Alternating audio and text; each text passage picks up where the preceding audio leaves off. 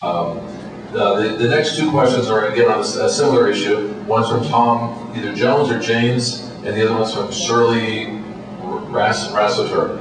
Tom asks, before the election, we were assured about $1.5 million for neighborhood protection from the Fashion Square and support to close off Soha at Riverside.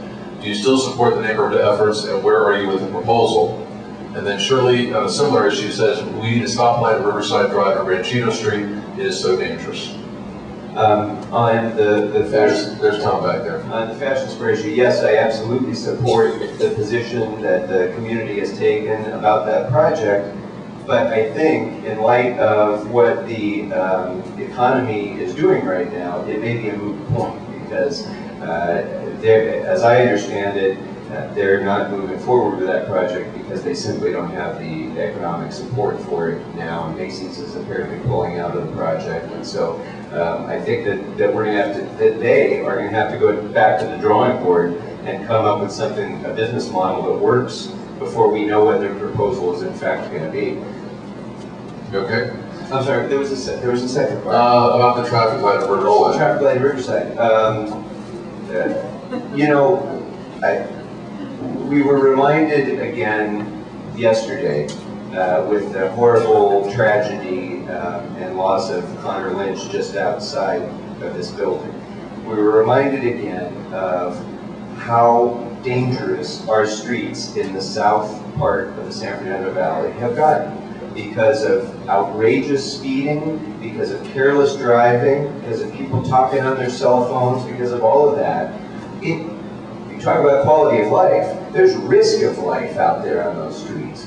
And so whenever we have an opportunity to try to calm that problem of increasing traffic speeds, we're going to look very carefully to do that. I don't, off the top of my head, I'm not sure if we've done anything at that particular intersection or if it's been studied, but I'm looking at my staff who's not sure either, but we will make a note of it, and we'll actually absolutely talk to the Department of Transportation about it. I have to say, this has been an issue that has been under my skin for a long time. When I was in the state legislature, I worked on legislation to try to give local government greater ability to control the posted speed limits, for example, on our streets. Unfortunately, that legislation was shot down by transportation special interests, but it was something that I was very passionate about. And since I've been here, I've fought with the Department of Transportation time and again when they wanted to raise the speed limits, posted speed limits. They say that they have to do that under the state law in order to be able to use radar enforcement, and they're right about that. So, but I've still been resistant to it and insisted that if they're going to do that, the least they need to do is make sure we have the radar enforcement. Because if they're going to increase the posted speed limits with that as an excuse, then they darn sure better be out there with heavy-duty enforcement to try to suppress the speeding traffic and use other traffic calming measures to bring that down. I'm going to follow this up with Mike Kovacevic. Are you here? Oh. I'm sorry. Your question is very thorough, and I'm going to paraphrase it because it's 2 pages, but I think it's basically following up on what you just talked about. Apparently, we all know about the one tragedy yesterday, but Mike is saying that there's 2 fatalities within 6 months within 500 feet from here. And, you know, he goes into talking about posted student signs, 25-mile speed limits, streets, the Woodman narrowing in Houston, bike friendly. You know, Mike is a resource, obviously lives in the neighborhood, obviously he's husbands of somebody here who's a little bit politically active, but here's somebody in the neighborhood who I think your staff could get some good recommendations on this. You know, unfortunately it takes these types of tragedies sometimes to get something done, but Mike, is there anything else you want to? Well, let me do this if I can, Matt. Every single question that's been submitted here in writing, we'll take with us. If I don't get a chance to answer now, we'll give you an answer in writing if there's a name or an email or anything on there, or if not, then we can get it through you. Yeah, his email is found over there as well, and Candy, just so you know, his handwriting is not very good. That's what I couldn't read last time. By the way, one other point on traffic calming, by the way, I'm continuing to push for more bike lanes on streets, which also has a traffic calming effect because, you know, it tends to narrow the traffic, the drivability of the street, which causes people to slow down a bit and makes them more aware that there's bicyclists there. And we recently appointed Ayla Stern, a Sherman Oaks resident, to be our representative on the Bicycle Advisory Commission, the first woman who's served on it in many, many years. That's great. Hey, let me ask you something. You had talked about earlier the signs, the unhitched signs, Yeah. the ordinance. Is that, are political campaigns exempt from your bill? No, and it's a good question. And one of the reasons that this has been so vexing for people is because of the First Amendment concerns, legitimately, because it's hard to differentiate, for example, the fact that we don't want to restrict, say, a delivery truck of a local small business that has an advertising on the side of the delivery truck. We don't want to limit that.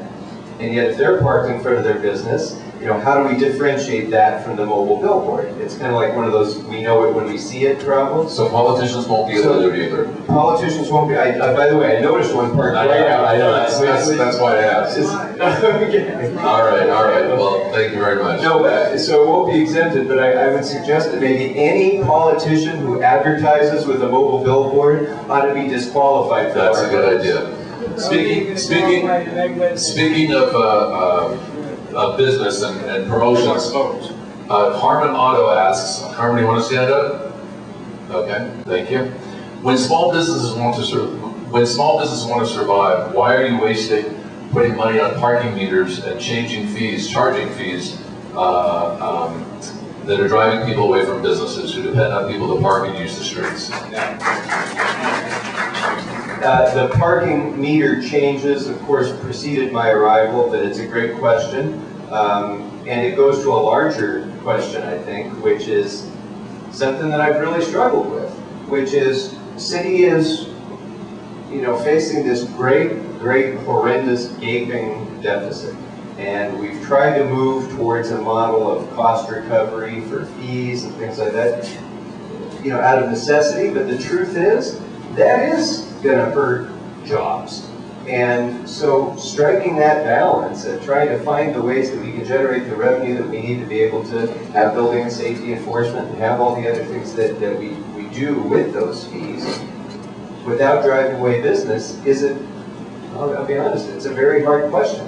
I think with the parking meters in particular, one of the ways the city really fouled it up was in rolling out this policy without any time for businesses to adjust to it. And in some cases, businesses weren't even aware of it. And then all of a sudden, the parking meters in front of their business, you know, go until 8 o'clock instead of until 6 o'clock. And the rates were increased, and the local businesses weren't even aware of that. Now that was mismanagement on the part of the city. So even if you say, you know, that there's a fiscal justification for the increase in the rates and so on, the very least we should expect of our city government is to do outreach to businesses, figure out how we can soften the blow, make sure everybody's informed of it, find alternatives, you know, I mean, do the sorts of things that are necessary to make it a little easier to do business instead of surprising people and making it harder to do business, which is what we do too much of. Terry Lynn asks, can you please give us your feelings on Proposition 19 and why?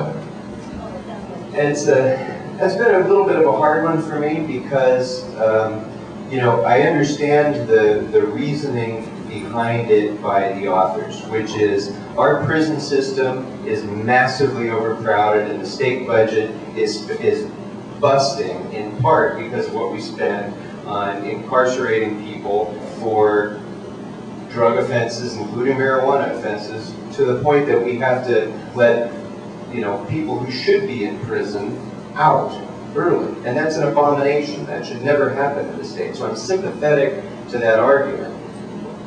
But listen, the medical marijuana ordinance, which not ordinance, but the statute at the state level and the initiative, which a majority of Californians supported because it sounded like a good idea to be able to give sick people an opportunity to have something that might help them, sounded like a good idea, and a majority of Californians, including me, supported it.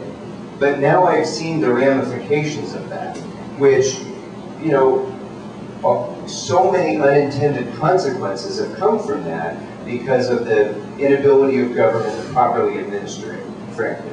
And so my concern is, if we were to go this route, I can't even imagine the unforeseen consequences that are going to come from it. And so I'm inclined not to support Prop 19 right now. Okay. You know what? I don't take great joy in it. I mean, because I understand the idea, and I'm sympathetic to the idea, but I just think that that's not the sort of thing that we ought to be doing, especially through the initiative process, because we almost always get it wrong. Somehow or another, it has these unintended consequences that we then can't fix and can't clean up. Okay. This is from Anonymous number 1. And there's a little footnote on the top that says, Matt, don't say you can't read this, you know it's legible. So I was kind of bullied into reading this, but I don't know who it's from. Yeah, you're such a pushover. I know. Will you consider not being a hypocrite like your predecessor, like the way that started, who held a forum in her office on how to help the homeless, and then opposed the project on Sepulveda that would allow for some affordable housing units? Tell the NIMBYs, that's not us in this room, everyone deserves a place to live and not discriminate against affordable housing in generous. I don't know who you can address because it's anonymous. Okay. Everybody deserves a place to live. But that doesn't mean that you have to have one-size-fits-all solutions to housing issues that affect every community in the same way. Every community is not the same. And we do too much of that with these blanket, cookie-cutter kind of solutions, and that aren't reflective of the character of local neighborhoods and local communities. Of course I will support appropriate, affordable housing developments in appropriate places that have appropriate mitigations for their impacts. We're working very hard on the homeless issue right now in Southern Honda, and I was just speaking with Tamar about the problems that we're having here in the wash down here as well.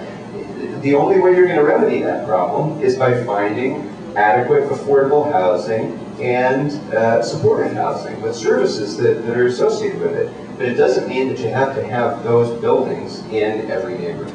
Okay. Sidoni Lax, who's not anonymous, asks, high percent of reserve fund, how is it determined, is the question. And then the loan on the city, the loan that the city received last week, the 30-year loan, was received from whom? I didn't understand either part of that question, sorry. Okay, we'll go on to the next one then. She left her phone number. Okay. Actually, I'm going to ask this one. Bob Anderson, Plum and the City Council have approved the baseline hillside ordinance, but it is stuck in the City Attorney's office, who says that they won't be finished with it until the end of the year. Is there anything that you can do to get this ordinance adopted quicker? That's a great question, and I have to say that this has been a repeated problem. And no offense to our current city attorney, I don't think this is a political thing. I think it's just the way we've structured things between the council and the city attorney's office. I shouldn't say we. The way that relationship has been structured over the years, it takes forever to get things back to the city attorney's office. And we have that problem with every single ordinance we write. In state legislature, we had the legislative analyst's office who did all this for us, who drafted legislation quickly. We don't have that luxury in City Hall. We have to wait for the city attorney, who has lots of other things on their plate too, to finally get to the drafting. So is there anything I can do? I mean, other than what we always do, which is try to keep knocking on their door and asking Dutch to move it along? No, there isn't. It's Let me ask you something.